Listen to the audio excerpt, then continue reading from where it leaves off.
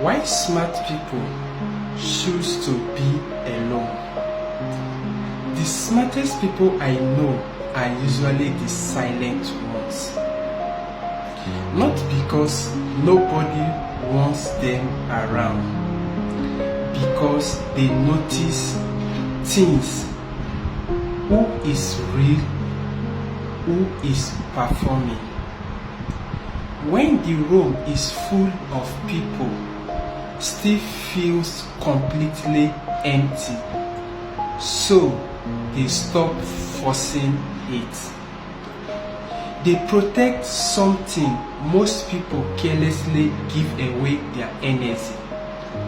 The wrong people won't just drain your mind, they will destroy it. So they choose silence not as punishment but as protection.